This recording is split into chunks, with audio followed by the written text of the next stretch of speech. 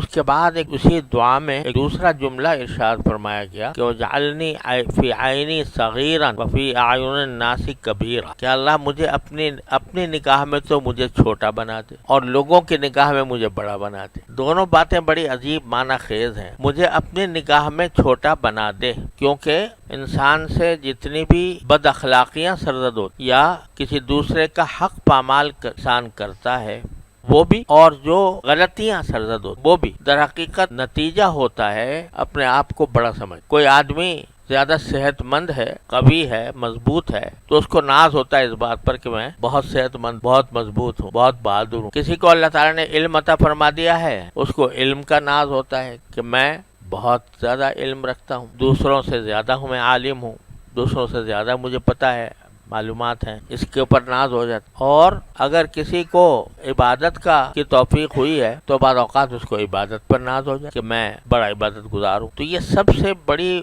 مصیبت جو انسان کے لیے ہے وہ اس کی انا ہے، میں ہوں، اور یہ بھول جاتا ہے کہ میری حقیقت کیا ہے، کہاں سے میں وجود میں آیا۔ قرآن شریف فرماتا ہے کہ خلقناہ من نطفۃ فاذا هو خصیم مبین، چھوٹا سا ایک نطفہ تھا، ایک دوسری جگہ قرآن کریم میں اس کو ماء مہین فرمایا، یعنی ذلیل قسم کا پانی، اس سے تو میں نے پیدا کیا اس کو، اور فاذا هو خصیم مبین، اور جب ذرا بڑا ہو گیا میری تربیت سے، میری پرورش سے، تو بڑا جھگڑالو بن گیا، لوگوں سے جھگڑتا پھرتا ہے۔ تو کیوں جھگڑتا ہے؟ اس کو اپنی اصل کا خیال ہی نہیں رہتا، میں کہاں سے آیا تھا اور میرے بس میں کیا ہے۔ کوئی کام بندہ کر ہی نہیں سکتا جب تک کہ اللہ جل جلالہ کی توفیق شامل حال نہ ہو۔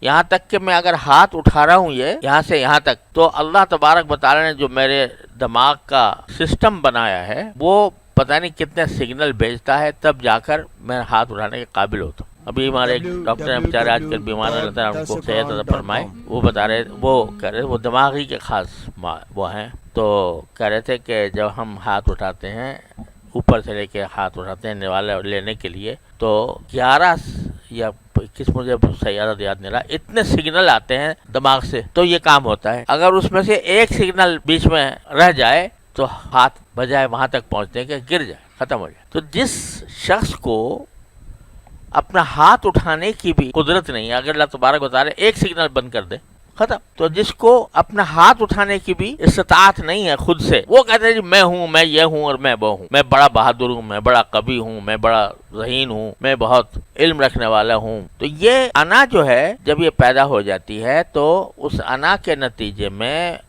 ساری خرابیاں پیدا ہوتی ہیں۔ ساری خرابیاں اس بات سے پیدا ہوتی ہیں کہ آدمی نے اپنے آپ کو کچھ سمجھ لیا، میں یہ کر دوں گا، میں وہ کر دوں گا، دعوے وعدے خدا جانے کیا کچھ۔ وہ کیوں ہو رہا ہے؟ اس واسطے کہ اپنے آپ کو بڑا سمجھ، یہ نہیں جانتا کہ جس بات کا دعویٰ کر رہا ہے وہ تیرے بس میں نہیں ہے، جو کام کرنے کا ارادہ کر رہا ہے میں یہ کر دوں گا وہ کر دوں گا، تو یہ انسان کے بس میں نہیں ہے۔ علم پر اگر ناز ہے تو کس نے دیا؟ صحت پر ناز ہے تو کس نے دیا؟ اور جب چاہے وہ چھین لے۔ میرے ایک پھوپھی زاد بھائی تھے، اللہ تعالیٰ ان کے مغفرت فرمائے، بڑے عابد زاہد آدمی تھے، بڑے عبادت گزار اور صاحب کشف، اور جوانی میں ان کی قوت کا عالم یہ تھا کہ وہ برف کی سل جو ہے نا، برف کی سل جو ہوتی ہے ایسے ہاتھ مار کر توڑ دی، تربوز کبھی کاٹا نہیں، ہاتھ مارا، دو ٹکڑے ہو گئے۔ اور یہ بات مشہور تھی ہمارے خاندان میں کہ وہ اللہ نے ان کو اتنی قوت دی۔ اور جب بیمار ہوئے تو میں ان کی عیادت کے لیے گیا، یہاں نئی کراچی میں رہتے تھے، میں عیادت کے لیے گیا تو بستر پر لیٹے ہوئے تھے، اور مصافحہ کرنے کے لیے ہاتھ جو ہے بڑی دقت سے بلند کیا مجھ سے مصافحہ کرنے کے لیے، اور فوراً یہ کہا کہ تقی یہ وہی ہاتھ ہے جو برف کی سل کو توڑ دیتا تھا۔ تو کس بات پر ناز کرے انسان؟ قوت طاقت جس نے دی ہے وہ جب چاہے سلب کر لے، جب چاہے سلب کر لے، اس پر ناز کرو گے۔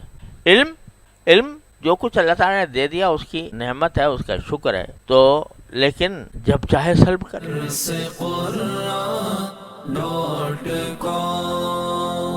www.darsequran.com